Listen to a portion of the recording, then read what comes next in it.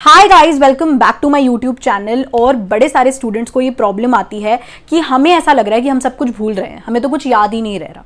और स्पेशली उन बच्चों के लिए जो इस साल नीट देने वाले हैं, उनको तो ऐसा लग रहा है यार कि मुझे तो कुछ याद ही नहीं हो रहा है, मैं तो सब कुछ भूल रहा हूँ, मैं नीट में कैसे पूरा सिलेबस याद रख पाऊंगा। तो आज की इस वीडियो में मैं इसी बारे में बात करने वाली हूँ। और कुछ बच्चे ऐसे जो अभी 11th में या 12th में हैं और वो लोग भी ये प्रॉब्लम फेस कर रहे हैं कि हमें ऐसा लगता है कि हम आज जो पढ़ते हैं वो हमें याद तो रहता है, पर कल या परसों जब हम उसको रिवाइज करते हैं हमें तो कुछ याद ही नहीं रहता। तो ऐसे हम 2 साल का सिलेबस कैसे कवर कर पाएंगे और कैसे इतनी सारी चीजें याद रख पाएंगे, तो उसी के ऊपर हम बात करेंगे। सबसे पहले तो जो बच्चे इस साल नीट दे रहे हैं उनके बारे में मैं कुछ बोलना चाहूंगी।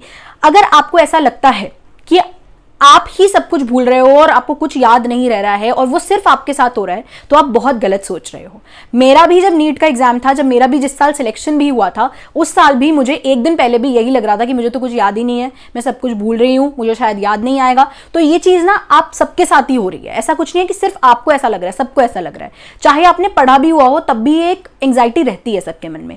तो इट इज बेटर कि आप इस चीज को एक्सेप्ट करो कि आपको ऐसा लग रहा है। जब आप पेपर में बैठोगे, जब आप क्वेश्चन सॉल्व करोगे, अगर आपके कॉन्सेप्ट स्ट्रांग है, अगर आपने बार बार रिवीजन किया है, तो आपको क्यों याद नहीं आएगा। जब आप 4 ऑप्शन देखोगे तो आपको सब कुछ अपने आप याद आने लगेगा। तो प्लीज इस चीज को एक्सेप्ट करो, इसका प्रेशर मत लो कि मेरे को कुछ याद नहीं हो रहा। आपको याद होगा, अगर आप पढ़ रहे हो तो आपको याद भी हो रहा होगा, पर आपको उस एंग्जाइटी और उस प्रेशर के लिए वजह से लग रहा है कि मैं तो सब भूल रही हूँ। ऐसा नहीं होगा, आपको सब कुछ याद रहेगा। और ये सबके साथ है, आप अपने किसी फ्रेंड से पूछना, वो भी यही कहेगा कि मुझे भी लग रहा है यार मैं सब भूल रहा हूँ। और देखो, 2 साल का सिलेबस रिवाइज करना it is not an easy task.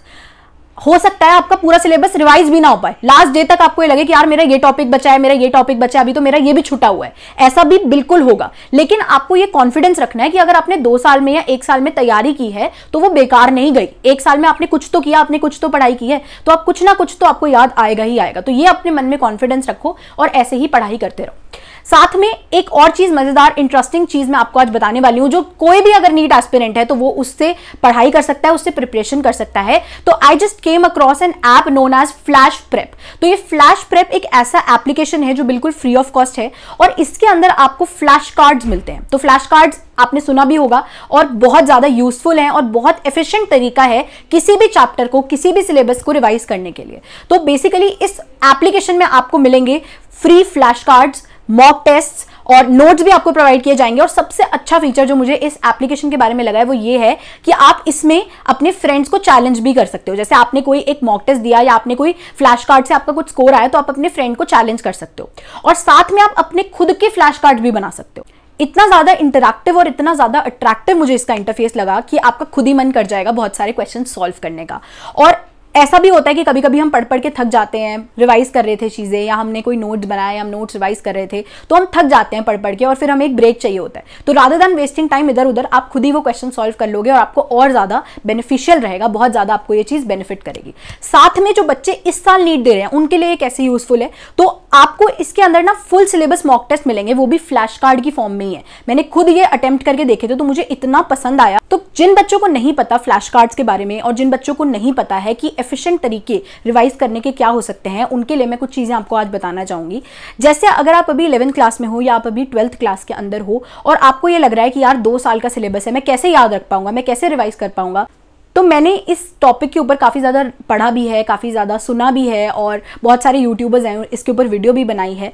तो बेसिकली क्या होता है कि हम लोग अभी तक जब भी रिवाइज करते हैं चीज़ें, तो हमारा एक कन्वेंशनल अप्रोच रहती है कि जैसे मैंने आज एक टॉपिक पढ़ा, मैंने उसको एक बार रिवाइज किया, तो जब मैं दूसरी बार उसको 3-4 दिन बाद रिवाइज करने वाला हूँ तो मैं नोट्स उठाऊंगा और उसको रिवाइज करना शुरू कर दूंगा, पढ़ना शुरू कर दूंगा।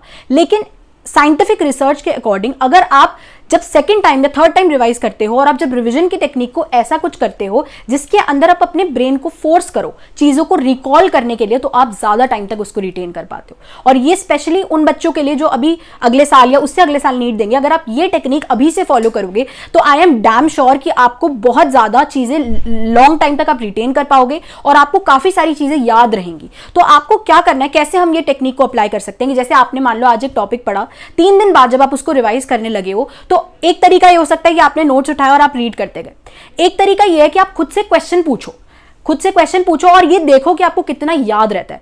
हो सकता है आपको कुछ भी याद ना आए, ऐसा बिल्कुल हो सकता है कि आपको एक भी चीज याद नहीं आ रही है उसके बारे में, लेकिन अगर आप अपने दिमाग पे थोड़ा सा प्रेशर डालोगे, आप खुद से सोचने की कोशिश करोगे कि यार क्या था क्या पढ़ा था मैंने, और फिर आप रिकॉल कर पाओगे, बहुत लंबे टाइम तक आप उस चीज को रिटेन कर पाओगे। तो ये बहुत ही एफिशिएंट और बहुत ही स्मार्ट तरीका है। इनफैक्ट मैं खुद भी ये बात कहूंगी कि मैंने शुरू से ये टेक्निक फॉलो नहीं करी है, बट जब अब मैं खुद MBBS कर रही हूँ और खुद मेरे इतने सारे मुश्किल टॉपिक्स रहते हैं, इतनी सारी चीजें याद करने की रहती है, तो ऐसी स्मार्ट टेक्निक्स को मैं खुद भी अपने ऊपर अप्लाई कर रही हूँ, और इसीलिए मैंने सोचा कि मैं आपके साथ भी इस चीज को शेयर करूं। तो ये चीज एफिशिएंटली कब हो सकती है कि जैसे आपके पास खुद के आप फ्लैश कार्ड्स बनाओ, जैसे आप पढ़ रहे हो तो आप साथ में अपने अपने फ्लैश कार्ड्स बनाते जाओ, और फिर आप क्या करो, जब आपको रिवाइज करना है तो आपने वो फ्लैश कार्ड्स के क्वेश्चंस, मतलब आपने फ्लैश कार्ड्स को यूज करके चीजों को रिवाइज कर लिया। आप ऐसे कर सकते हो, नहीं तो कहीं पे कुछ कुछ जगहों पे आप देखोगे कि फ्लैश कार्ड्स अवेलेबल भी हैं, बने बनाए भी मिल जाते हैं, तो वो भी आप कर सकते हो। तो this is a very smart technique जिससे आप चीजों को रिवाइज कर सकते हो। साथ में अगर कोई बच्चा ऐसा है जो अभी 11th में या 12th में और उसको ऐसा लग रहा है कि मेरे को तो याद ही नहीं रहता और मैं तो कर ही नहीं पाऊंगा, नीट में मेरा कैसे हो पाएगा, मुझे तो कुछ भी याद नहीं रहता, तो आपको बस एक चीज मैं कहना चाहूंगी कि अगर आपको ऐसा लगता है कि आप सिर्फ एक बार रिवाइज करोगे और उसके बाद आपको हमेशा याद रहेगा, आप सिर्फ एक बार पढ़ोगे आप हमेशा क्वेश्चन सही कर पाओगे, तो आप बहुत गलत हो।